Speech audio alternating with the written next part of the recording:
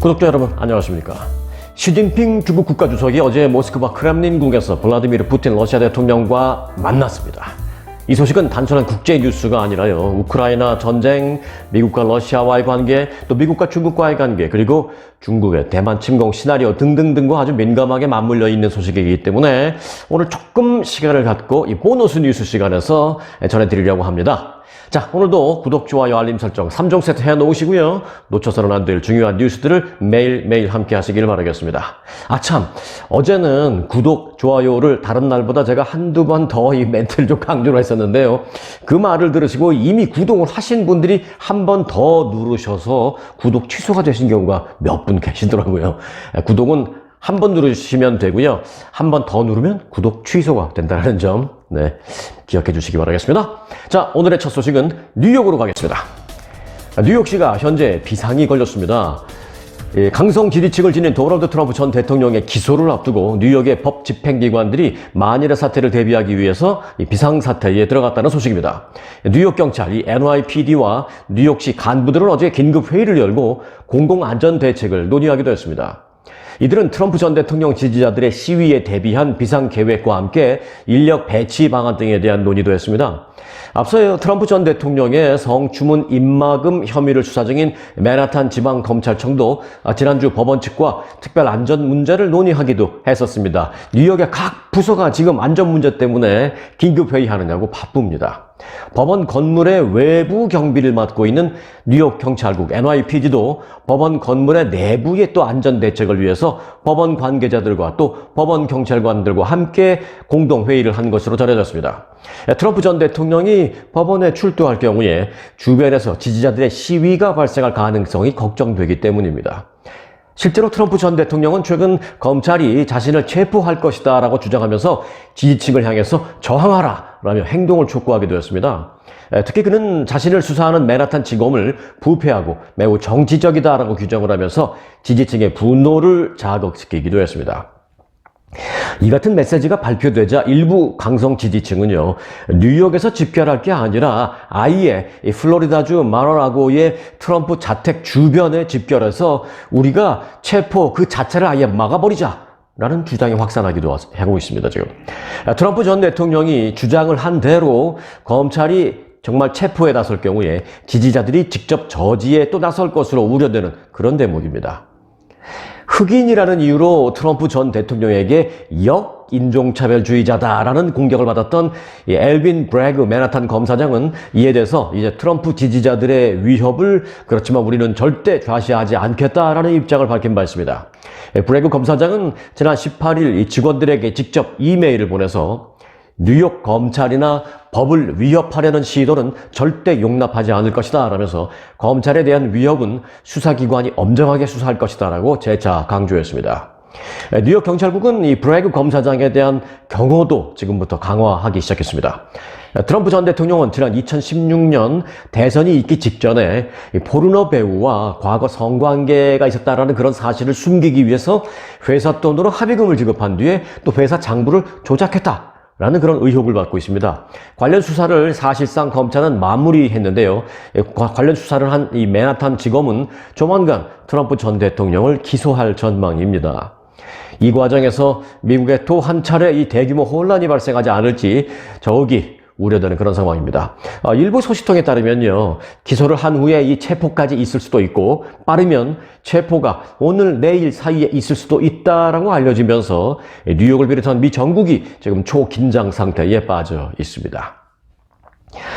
그런가 하면 이 마이애미는요, 지금 총격 범죄 사건이 계속 이어지면서 아예 통행 금지령이 발령되었습니다.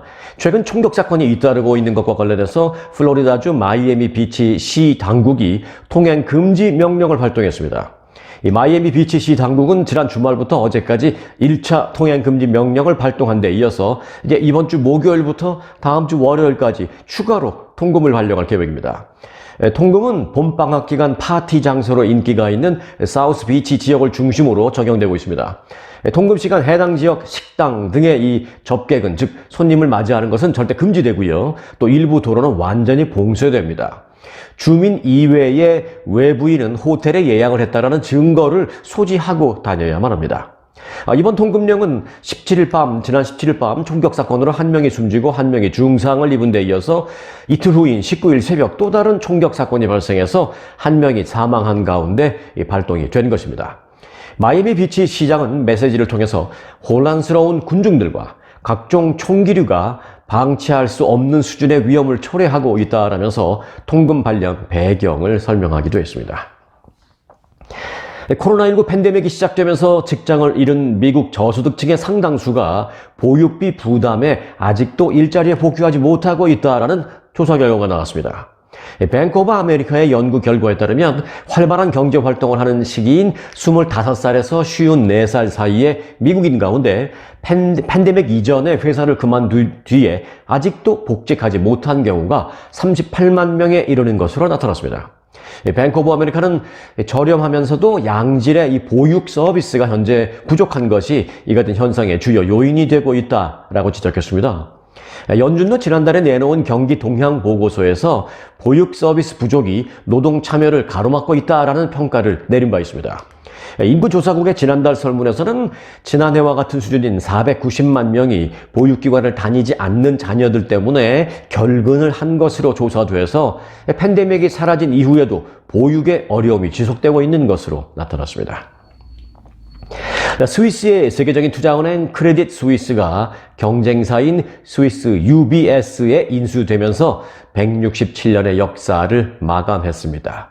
이와 관련해서 전문가들은 이 같은 상황이 발생한 이유를 크게 세 가지로 분석하고 있습니다. 자, 첫 번째는 위험성 관리를 소홀히 했다라는 것입니다. 그리고 두 번째는 갖가지 스캔들에 휘말리는 일이 이 크레딧 스위스는 많았다는 것이고요. 그리고 세 번째는 위험한 투자 행태를 지속한 결과다라는 진단이 나왔습니다.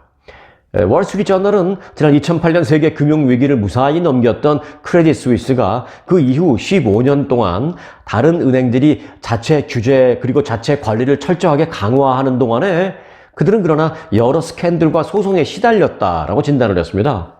그래서 그동안 이제 골맞던 상처가 터지자 스위스 당국의 500억 스위스 프랑의 긴급 자금 지원을 받았음에도 불구하고 결국 크레딧 스위스는 위기에서 벗어나지 못했고 결국은 경쟁사에 인수되는 처지가 됐다는 것입니다. 일반 개인에게도 아주 큰 교훈이 되는 그런 부분입니다. 돈이 많던 적던 그것을 잘 관리하는 게 얼마나 중요한지를 보여주는 대표적인 사례인 것 같습니다. 그런 점에서 여기 한 가지 교훈이 될 만한 그리고 비교가 될 만한 흥미로운 현상을 소개해 드릴까 합니다. 요즘 젊은이들 중에 크레딧 카드를 쓰면 돈을 낭비하게 된다라는 이유로 30년, 40년 전, 어찌 보면 한 50년 전, 아주 오래전 우리 어른들이 했던 그런 방식의 현금 분류 사용 방식으로 돈 관리를 하는 젊은이들이 늘고 있습니다. 그리고 어찌 보면 약간의 유행도 일고 있습니다. 이 동영상 공유 플랫폼 틱톡이라고 아시죠? 그 틱톡에서 이 모든 소비를 현금으로 하는 동영상이 지금 최고 인기를 끌고 있습니다. 이런 내용을 담은 해시태그 현금 분류라고 할 수 있는데요. 이제 캐시 스터핑이라는 현금을 담아서 이렇게 분류시켜 놓는 캐시 스터핑의 조회수가 무려 10억 뷰에 달하고 있습니다. 현금 분류는 신용카드 사용이 일반화되지 않았을 때 현금을 그 사용 목적에 따라서 봉투에 넣어서 나누어서 보관을 했던 그런 행위를 이루는 말입니다. 예를 들면 한 달 생활비가 예를 들어서 $1,000라고 치죠. 그러면 이제 집 페이먼트 300불 요거 따로 이제 봉투 하나에 넣어 놓고요. 차 페이먼트 100불 또 역시 요것도 따로 봉투에서 넣어 놓고 식대 200불이면 또 요것도 하나 봉투에서 넣어 놓고 예를 들어 예비비로 400불이 남는다 하면 그 중에서도 외식비, 의류비 등등을 세분해서 50불짜리 봉투, 100불 이렇게 다 따로 봉투에 넣어 놓고 그 봉투에 들어있는 그 사용 목적 그대로만 사용한다는 것입니다. 아주 오래전 우리도 그래 본 적이 있는 것 같은데요. 기억이 좀 가물가물하시죠? 네. 이처럼 소비를 통제하기 위해서 현금을 사용하는 것이 구식처럼 보일 수도 있습니다만은 고인플레이션 시대를 맞아서 점점 더 많은 사람들이 이 방법의 효과를 확인하고 있고 또 그것이 일부 젊은이들 사이에서 다시 유행처럼 번지고 있는 것입니다. 그래서 이들은요, 이 모든 소비를 크레딧 카드 결제 대신, 이 젊은이들이 크레딧 카드가 없어서 그러는 게 아니에요. 크레딧 카드 있습니다. 있는데도 카드를 결제하는 대신에 현금으로 결제하기로 결정한 뒤에 가지고 있는 현금을 앞서 제가 말씀드린 대로 집세, 쇼핑 등 이 목적에 따라서 다른 봉투에 나눠서 담기 시작했습니다. 앞서 제가 옛날 방식을 잠시 회상해 봤던 바로 그대로죠. 현금을 봉투에 나누어 담고 현금만 사용하는 방법은 과거 돼지저금통에 우리가 돈을 모으는 것을 좀 연상시킬 만큼 구식입니다만은 그 효과는 확실했다라고 젊은이들은 밝히고 있습니다. 한 젊은이는요, 이 방법으로 $7,500를 아껴서 학비를 냈고, 1년 동안 $7,500를 아껴서 학비를 냈고, 또 소비의 95%를 현금으로 결제하고 있는 테일러라고 자신을 밝힌 또 다른 한 젊은이는 그 사이에 학자금 대출 $32,000와 카드빚 $8,000, 그리고 의료보험 부채 $5,000를 몇 년 동안 이렇게 해서 잘 모아서 갚을 수 있었다라고 밝혔습니다. 이 그라이너란 또 젊은이는요, 크레딧 카드는 진짜 돈처럼 느껴지지 않는다. 그래서 가끔은 예상보다 더 쓰는 경향이 있었다라면서 현금을 쓰면 돈이 나한테서 빠져나가는 것을 물리적으로 볼 수가 있고 물리적으로 느낄 수가 있고 그래서 지출을 줄이는데 많은 도움이 됐다라고 경험담을 얘기하기도 했습니다. 이런 방식에도 물론 장점, 단점이 다 있겠죠. 하지만 이 시간 저에게 드는 그 생각은요, 어차피 어떤 방식도 완벽한 것은 없잖아요. 이 세상에 완벽한 게 어디 있겠습니까? 그래서 어차피 어떤 방식도 완벽한 것은 없을지언데 장점, 단점을 떠나서 어떻게든 절약하고 좀 더 나은 삶을 만들기 위해서 노력하는 그들 젊은이들의 그 모습 그 자체만큼은 완벽해 보였습니다. 네, 보기 좋았습니다. 다음 소식입니다. 미국의 국무부가 인권보고서를 내놓았습니다. 그런데 미국의 국무부가 내놓는 세계 인권보고서 하면 가장 먼저 떠오르는 게 북한 관련일 것으로 생각이 되잖아요.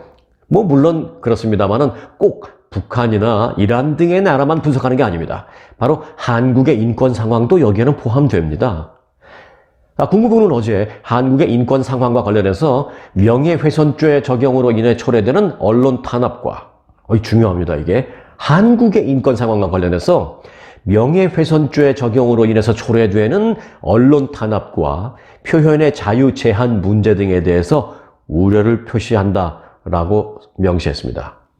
미국의 국무부는 어제 공개한 2022 국가별 인권 보고서 한국 편에서 한국은 대통령과 의회에 의해 통치되는 헌법적 민주국가다라면서 대선과 총선은 자유롭고 공정하게 치러졌다라고 평가한다라고 처음에 서술을 했습니다. 그렇게 긍정적인 평가를 전제한 뒤에 곧이어서 불편한 진실을 터치하기 시작합니다. 이 보고서는 이어서 주요 인권 문제로는 명예훼손죄 적용을 포함한 표현의 자유 제한, 그리고 정부 부패, 또 젠더 폭력 조사 부재, 여기서 말하는 이제 젠더라는 것은 이제 성적인 차별에 의한 또 성적인 희롱이나 이런 것에 대한 폭력이나 이런 조사를 제대로 하지 않는다. 젠더 폭력 조사 부재, 이런 게 부족하다는 것이죠. 그리고 군대 내에 동성애 처벌 문제 등등이 있다라고 지적했습니다. 이 보고서는 언론 및 표현의 자유와 관련해서 이렇게 썼습니다. 한국은 법적으로 언론을 포함한 표현의 자유를 보장하고 정부는 이를 일반적으로 존중한다 라면서, 그럼에도 정부는 국가보안법을 비롯해서 다른 법 조항을 적용을 해서 헌법이 보장한 표현의 자유를 가끔 한정할 때가 있고 또 인터넷 접근을 제한할 때가 있다라고 평가를 했습니다. 이와 관련해서 몇 가지 신뢰를 이 보고서는 들기도 했습니다. 자, 한 예로요. 지난해 9월 윤석열 대통령이 뉴욕 방문 당시 불거졌던 그 비속어 논란 기억하시죠? 이 바이든 대통령에 대해서 이렇게 비속어를 썼다라는 것. 그 비속어 논란과 관련해서 윤 대통령이 외국 입법기관을 비판하는 그 영상, 그리고 비속어를 썼다라는 그 영상을 한국의 MBC라는 TV 방송이 공개한 뒤에 윤 대통령이 동맹을 훼손해서 국가 안보를 위험에 빠뜨릴 수 있다라고 말했다라면서 이에 대한 미국의 평가를 냉정하게 표현을 했습니다. 국무부 인권 보고서는 이 문제를요, 폭력과 괴롭힘이라고 표현했습니다. 윤석열 대통령이 MBC에 대해서 어떤 말을 했는데 그 말을 미국의 국무부는 폭력과 괴롭힘이라고 표현했습니다. 보고서에 되어 있는 그 원어 그대로 표현을 한다면 violence and harassment라고 되어 있습니다. violence는 뭐 다 아시다시피 폭력적인 걸 얘기하는 거죠. harassment는 뭐 sexual harassment 하면은 뭐 성희롱 뭐 그런 거잖아요. 그 놀리는 거. 폭력과 괴롭힘, 놀리는 것뿐만이 아니라 놀리면서 상대로 괴롭히는 거죠. 폭력과 괴롭힘 대표적인 사례라고 그렇게 썼습니다. 또 여당인 국민의힘 의원들이 MBC를 고소했고 방송기자협회에서는 대통령실에서 영상 공개 전 압력이 제기됐다라는 성명을 내기도 했다라고 써져 있습니다. 이어서 11월 10일 대통령실은 성명을 내고 반복되는 왜곡 보도를 이유로 해서 MBC의 대통령 순방 전용기 탑승을 배제했다라고 이 보고서는 되어 있습니다. 이어서 8개 언론이 공동 성명을 통해서 이 같은 결정을 언론의 자유에 대한 명백한 도전이다라고 규탄을 했다라는 것까지도 이 보고서에 써 있습니다. 이 보고서는 또 한국 정부는 공공의 토론을 제한하고 개인과 언론의 표현을 검열하는 데에 명예훼손법을 적용하기도 한다라고 기술했습니다. 이 보고서는 또 한국 내 일부 인권 변호사들은 일부 힘있는 정치인들이 명예훼손을 이유로 성희롱 공개를 막는 것을 비롯해서 나아가 보복의 도구로 사용하기도 한다라고 덧붙였습니다. 이 명예훼손죄를 보복을 하는데 사용한다는 것이죠. 자, 이것도 이렇게 예를 들었는데요. 또 하나 예가 있습니다. 유시민 전 보건복지부 장관이 지난해 6월 서울 서부지법에서 한동훈 법무장관의 명예를 훼손한 혐의로 500만 원의 벌금형을 선고받은 것과 또 윤 대통령의 부인 김건희 여사의 이른바 줄리 의혹 등을 보도한 유튜브 매체 열린공감TV라는 그 유튜브 매체에 대한 경찰의 압수수색이 그 명예훼손을 잣대로 대면서 일종의 언론 검열을 하는 대표적인 사례다라고 미국의 국무부 인권보고서가 지목을 했습니다. 미국 국무부가 생각보다 한국 상황을 디테일하고 보고 있다라는 생각이 들 정도입니다. 물론 그 평가가 맞고 아니고를 지금 논할 생각은 없습니다. 국무부가 인권보고서를 통해서 써놓은 그 평가가 맞고 안 맞고를 떠나서 일단 들여다보는 자체는 미국이 들여다보는 그 자체는 생각보다는 디테일한 것 같다. 그런 생각이 듭니다. 특히 이제 부패 부문에서는요, 윤 대통령이 지난해 광복절 특사에 이재용 삼성전자 부회장과 신동빈 롯데그룹 회장을 사면한 사실이 기술되어 있습니다. 그러면서 이 보고서는 뭐라고 덧붙였냐면, 이재용 부회장은 박근혜 전 대통령 탄핵으로 이어졌던 부패 스캔들에 연루됐었고, 또 신동빈 회장 또한 박 전 대통령 관련한 뇌물 의혹과 연관돼서 기소됐었지만, 결국은 윤 대통령에 의해서 사면됐다라고 설명했습니다. 미국 국무부 인권보고서는 끝으로 이 같은 부패에 대한 사면과 연관지어서 국민의힘 곽상도 전 의원이 화천대유로부터 아들 퇴직금 명의로 50억 원을 받은 것과 관련해서 불구속 기소된 것도 동일한 항목이다라고 포함했습니다. 그 동일한 항목이 뭐냐고요? 네, 부패 스캔들이라는 항목, 거기에 곽상도 전 의원의 아들 50억 원을 그 안에 넣은 것입니다. 미국 국무부의 평가가 한국 법원의 판결보다 앞선다라는 제 뜻은 아닙니다. 하지만 적어도 밖에서 우리를 어떻게 보고 있느냐 하는 것은 알 수 있는 대목입니다. 네, 미국의 20여 개 주정부 법무장관들이 어제 현대차와 기아차에 대해서 더 적극적인 차량 도난 방지 조치를 해라 라고 촉구했습니다. 위스콘신주와 일리노이주를 비롯해서 미국 내 무려 23개 주의 법무장관들은 어제 현대차와 기아차에 공식 편지를 보내서 그동안 두 회사가 차량 도난 증가 문제를 해결하기 위해서 적절한 조치를 하기는 했지만 실패한 것으로 평가한다라면서 관련 소프트웨어를 더 확실하게 업그레이드하는 것을 속도를 내라 라고 요구했습니다. 또 소프트웨어 지원이 불가능한 차량 소유자들에게는 이를 대체할 또 다른 보호수단을 반드시 제공하라라고 권고했습니다. 왜 이런 일이 일어났느냐고요? 네. 앞서 미국에서는 지난해 8월께부터 틱톡 등 이 SNS를 통해서 승용차를 훔치는 범죄 놀이가 유행했잖아요. 차를 깨고 들어가서 시동을 팍 거는데 1분도 안 걸리는 그런 모습. 이게 영상으로 엄청나게 번졌습니다. 그런데 대부분이 그게 현대나 기아차예요. 특히 기아. 그래서 그 틱톡의 유행어가 그거였잖아요. 키워드가. 기아차를 훔쳐라. 그런 거였습니다. 그런 범죄 놀이가 동영상으로 유행이 되면서 특히 현대와 기아 차종 중에 이 도난 방지 장치, 엔진 이모빌라이저가 없는 차들이 주요 타겟이 됐다는 게 지금 문제가 되고 있는 것입니다. 엔진 이모빌라이저라는 것은 자동차 그 키 손잡이 등에 특수 암호가 내장된 칩을 넣은 것으로요. 이 암호와 동일한 코드를 가진 신호가 잡히지 않으면 시동이 걸리지 않도록 하는 겁니다. 그러니까 그게 없으면 우리가 영화 같은 데서 보는 것처럼 핸들 밑에 무슨 커버를 뜯어내고 선 두 개 탁탁 연결하면 부릉 시동 걸리고 그러잖아요. 기아와 현대차의 모델들이 이런 게 좀 많다라는 것이죠. 철도범들은 이 기능이 없는 엔진 이모빌라이저 기능이 없는 2021년 11월 이전 현대와 기아 차종을 골라서 지금 젊은이들이 많이 미국에서 훔치고 있는 것으로 알려졌습니다. 그래서 미국의 법무부 장관이 이게 지금 골치 아프니까 현대, 기아 자 빨리 좀 대책 좀 세워라, 이런 편지를 서한을 보낸 겁니다. 자, 페이스북의 모 회사 메타 플랫폼에 이어서 세계 최대 전자상거래 업체 아마존도 추가 대량 해고에 나섰다라는 소식입니다. 거대 정보기술 업체, 이 빅테크 기업들의 2차 구조조정이 본격화하는 모양새입니다. 이 아마존의 앤디 제시 CEO는 어제 직원들에게 메모를 보내서 앞으로 몇 주 안에 9,000명을 더 해고할 것이다라고 밝혔습니다. 지난 1월 18,000명을 감축한 데 이어서 2차 구조조정이 발표된 것입니다. 이번 구조조정은 주로 클라우드 컴퓨팅과 인사과 그리고 광고 및 라이브 스트리밍 서비스, 그 트위치 등에 영향을 미칠 것이다 라고 그는 설명했습니다. 앞서 그 1차 구조조정에서는 리테일 부문과 기기 부문, 또 채용 부문, 인사 파트 등에서 주로 대량 감원이 이루어진 것으로 알려졌는데 이번에는 조금 다르게 대량 해고가 이어질 전망입니다. 아마존은 이 코로나19 기간 동안에 큰 수익을 벌어들이면서 전 세계 인력도 지난 2019년 말에는 무려 80만 명에서 2021년 말에는 무료를 더블로 제가 해야 될 정도로 160만 명, 그러니까 딱 2배가 됐죠. 2019년에는 80만 명, 그리고 2년 뒤인 2021년에는 160만 명 직원이 넘어섰습니다. 그러나 지난해부터 경기 침체 우려 등으로 인해서 실적 부진을 겪으면서 대규모 구조조정에 이번에 나서고 있는 모습입니다.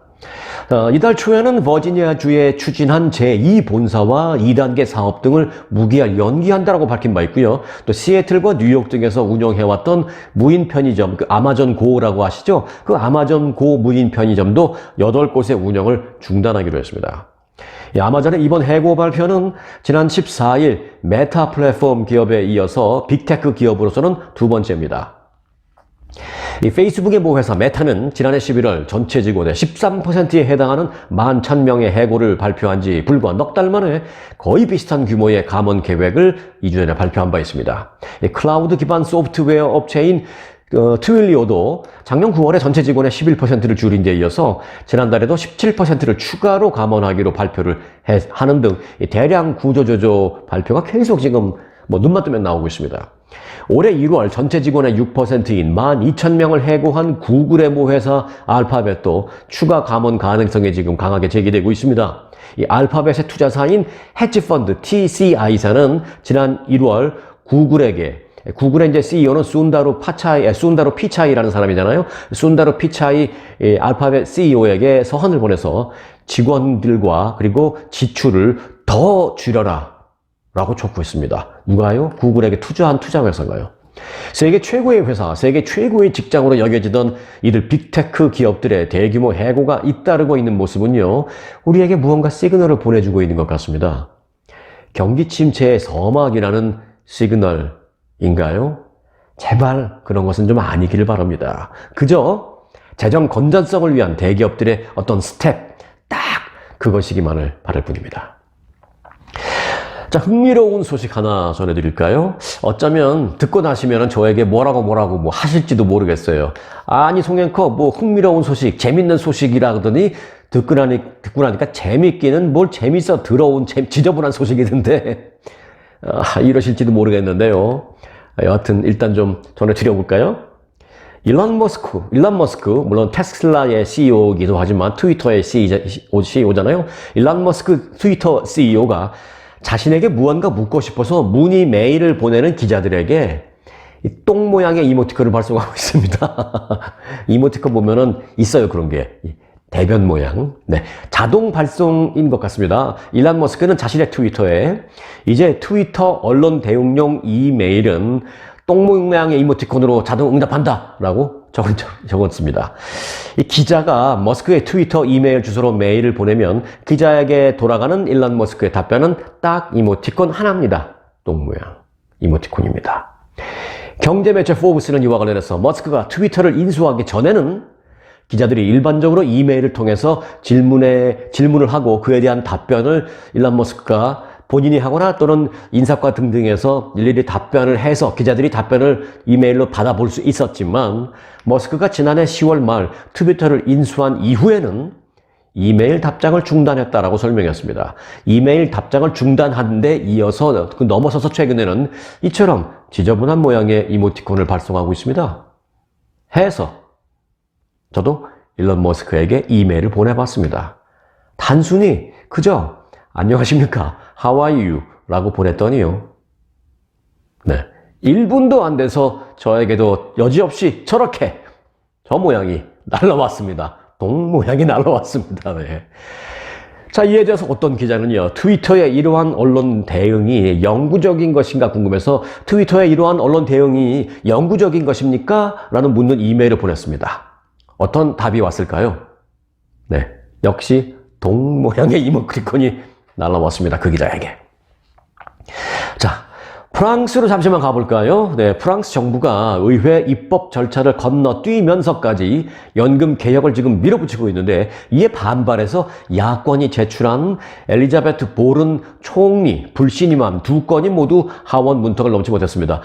프랑스는 한국처럼 이제 대통령도 있고 총리도 있잖아요. 근데 이번에 이제 총리에 대한 불신임안, 어떻게 보면 이제 탄핵안이죠. 총리 탄핵안이 하원에 제기됐는데 일단 넘지를 못했다는 소식입니다.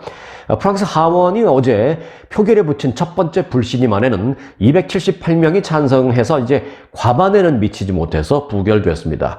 이로써 이 보른 프랑스 총리가 이끄는 내각은 겨우 힘겹게 살아남기는 했지만 겨우 9표 차이로 부결된 만큼 앞으로 하원을 설득하는 일이 녹록지 않을 전망입니다. 이로써 에마누엘 마크롱 대통령은 연금 개혁안이 무효가 되고 내각이 사퇴 위기에 내몰릴 수 있는 그러한 상황까지는 일단은 모면은 했지만 표결 결과 하원 내에 만만치 않은 반대 세력이 존재한다는 것을 확인하게 되어서 향후 전국 운영에는 커다란 부담을 안게 되었습니다. 프랑스는 지금 정년을 현행 62세에서 2030년까지 점진적으로 64세로 연장한다라는 정부의 방안이 나오자 전국 곳곳에서 대규모 시위가 확산되고 있는 상황입니다. 자, 국제 뉴스 잠시 전해드렸는데요. 이제는 보너스 뉴스 시간입니다. 오늘은 보너스 뉴스를, 이 국제 뉴스를 이어서 좀 전해드리려고 합니다. 앞서 예고해드리기도 했고요. 우리가 놓쳐서는 안 될 국제 뉴스가 오늘 있기 때문에 오늘 이 보너스 뉴스 가져와서 제가 조금만 좀 풀어서 쉽게 좀 정리를 해드리려고 합니다. 자, 시진핑 중국 국가주석이 어제 모스크바 크렘린궁에서 블라디미르 푸틴 러시아 대통령과 만났습니다. 모스크바에 도착한 시 주석은 첫 일정으로 푸틴 대통령과 비공식 회동을 가졌습니다. 이 푸틴 대통령은 시 주석을 향해서 이렇게 말했습니다. 친애하는 친구 라고 부르면서 환영합니다 라고 말하고 이달 초에 결정된 시 주석의 3연임을 축하합니다 라고 말했습니다. 푸틴 대통령은 시 주석이 러시아 그리고 중국 관계에 많은 관심을 기울이고 있다는 것을 안다라면서 중국은 대부분 국제 이슈에 있어서 공정하고 균형 잡힌 입장을 유지하고 있다라고 말했습니다. 이 대목 제가 다시 한번 말씀드려 볼까요? 러시아의 푸틴 대통령은 이렇게 말했습니다. 중국은 대부분의 국제 이슈에 있어서 공정하고 균형 잡힌 입장을 유지하고 있습니다. 라고 말했습니다. 우크라이나에서 전쟁이 발발한 후에 시진핑 주석이 러시아를 방문한 것은 이번이 처음입니다. 자, 여기까지는 일반 뉴스에 다 나오는 뉴스. 그렇다면 이번 시진핑의 푸틴 방문과 관련해서 시 주석 쪽의 노림수가 뭔지, 그리고 푸틴 쪽의 노림수가 뭔지, 그리고 미국 쪽은 또 어떤 입장인지 등등을 좀 구분해서 알아보고 오늘 마치려고 합니다. 자, 일단 그 시진핑의 러시아 국빈 방문으로 푸틴 대통령과 시 주석은 미국 주도의 세계 질서에 맞서는 반미 연대를 과시하면서 새 결집을 시도할 것으로 예상됩니다. 이 같은 분석은 푸틴 대통령의 발언을 통해서도 우리는 쉽게 알아낼 수 있습니다. 푸틴 대통령은 이렇게 말했습니다. 미국은 자국의 명령에 굴하지 않는 러시아와 중국을 저지하려 하며 그런 정책은 갈수록 격렬하고 공격적으로 되고 있다라면서 노골적으로 이 미국과의 대립각을 분명히 표현했습니다. 결국 중국, 러시아, 그리고 이란 대 그리고 미국, 영국 플러스 나토 동맹국 등 서방 측이 맞서는 형국입니다. 이 두 세력은 저마다 국제사회의 영향력을 높이고 예를 들어 남아프리카 공화국이나 사우디아라비아 같은 그 양면적인 태도를 갖는 국가들을 자기 편으로 끌어들이려 이 경쟁을 본격적으로 시작한 셈입니다. 시 주석의 러시아 방문은 푸틴이 서방으로부터 소외된 상황에서도 강력한 우방을 유지하고 있다는 것을 보여주는 어떤 상징적인 그런 장면이 되고 있습니다. 시 주석의 지지는 러시아에서 푸틴의 입지를 더욱 정당화시켜주면서 또 아프리카나 중동 그리고 동남아시아 또 남미 지지자들에게 러시아 또는 중국이 같이 사업할 만한 그런 나라네, 그런 사람들이네 라는 어떤 일종의 신호를 보낼 수도 있는 것으로 분석됩니다. 그와 동시에 중국, 즉 시진핑 주석의 노림수는 또 있습니다. 미국에 대항하는 새로운 국제 질서가 구축될 경우에 중국이 이를 주도할 것임을 대내외에 미리 보여주려는 속셈으로 이번 러시아를 방문해서 푸틴 대통령과 함께 웃는 그런 모습을 대내외에 공개한 것입니다. 중국은 실제로 최근 중동에서 앙숙관계에 있는 사우디아라비아와 이란의 이 국교 정상화를 중재하겠다라고 나서고 있습니다. 그러면서 국제사회의 평화 지도자로서 어떤 그런 이미지를 부각하려고 하는데 많이 애쓰고 있습니다. 하지만 사우디아라비아와 이란 간의 관계 정상화는 우크라이나 전쟁과는 완전히 상황이 달라서 쉽지 않습니다. 중국의 그런 평화 중재 노력이 사실 성공하기는 어렵습니다. 그런데 이제 중국은 더 나아가서 우크라이나 전쟁에서도 중재자 역할을 하려고 하는 그런 모습을 또 지금 보이고 있습니다. 중국은 시진핑 주석의 이번 러시아 방문의 주요 목적으로 우크라이나 전쟁 종식을 위한 중재를 내세우기도 했습니다. 그런데 이것도 물론 쉽지 않아 보입니다. 우크라이나 분쟁과 관련해서 중국은 중립이라는 공식 입장은 그동안 밝히긴 했었습니다만 이 중립 입장이라고 밝힌 공식 입장과는 달리 사실상 러시아 편에 서 왔고 우크라이나 측과는 거의 대화 통로를 마련하지 않아 왔기 때문입니다. 권투 경기 10라운드 내내 한쪽 사이드를 응원했는데 갑자기 11라운드부터는 심판을 하겠다는 걸 누가 신뢰하겠느냐라는 그런 문제와 비슷합니다. 결국 푸틴 대통령과 시진핑 주석은 미국의 패권을 종식시키고 양국의 이해관계에 맞게 국제 세력을 재편하려는 그런 열망을 갖고 있다라는 두 사람의 공통점만을 서로 확인할 그런 상황인 것입니다. 물론 그들이 원하는 대로 만약에 그렇게 세력이 정말로 재편이 된다고 하더라도 그때 가서는 또 이 두 사람 또 싸우겠죠. 미국과 유럽 등 서방은 이 때문에 중국과 러시아의 밀착을 상당히 경계하고 있고요. 또 중국의 우크라이나 평화 중재라는 그 노력에 대해서도 회의적인 입장입니다. 서방 측에서는 특히 시진핑 주석의 러시아 방문 기간에 중국이 러시아에 대한 무기 지원을 비공식적으로 합의할 가능성, 이 가능성을 매우 우려하고 있습니다. 뉴욕타임스는 이와 관련해서 중국이 러시아에 포탄 등 무기를 제공하는 것을 고려하고 있다라고 보도하기도 했습니다. 자, 그럼 끝으로 이 상황에서 우크라이나의 젤렌스키 대통령의 입장은 어떨까를 잠시 생각해 봤습니다. 젤렌스키 대통령은 이 같은 여러 회의적인 분석에도 불구하고요, 지금 아무런 말을 하지 않고 있어요. 시진핑 주석의 러시아 방문에 대해서 이렇다 할 어떤 거부 반응을 내보내지 않고 있습니다. 그건 이런 심리입니다. 중국을 믿을 수는 없지만 그래도 중국이 푸틴 대통령을 어떤 이유로든 설득을 해서 우크라이나와 러시아 간의 평화협정을 하게 만들어주고 그 평화협정에 중국이 같이 서명을 하거나 이를 보증하거나 하는 그런 그룹의 일부가 중국이 돼준다면 그렇다면 아니 땡큐지 이런 생각을 하는 입장입니다. 젤렌스키 우크라이나 대통령은 그런 차원에서 지금 믿을 수는 없는 중국이긴 하지만 혹시나 하는 생각에 가만히 일단 지켜보고 있는 상황입니다. 제가 앞서 혹시나 라는 표현을 썼는데요. 왜 우리식 표현 중에 그런 거 있잖아요. 혹시나 했는데 역시나였다 라는, 제가 보기에는 그 가능성이 더 높아 보입니다. 혹시나 했더니 역시나 될 가능성. 젤렌스키 대통령이 이걸 알아야 합니다. 자, 오늘 영상 여기까지입니다. 혹시나 아직도 구독 안 누르신 분들은 제가 역시나 하기 전에 지금 눌러주시고요. 그리고 이미 구독하신 분들은요, 한 번 더 누르시면 했던 구독이 취소된다는 거 참고해 주시기 바랍니다. 잘 알고 계시다고요? 네, 역시나 우리 구독자님들이십니다. 혹시나와 역시나를 오늘 화두로 던지고 저는 이만 물러갑니다. 오늘도 편안하시기 바랍니다. 여러분 고맙습니다.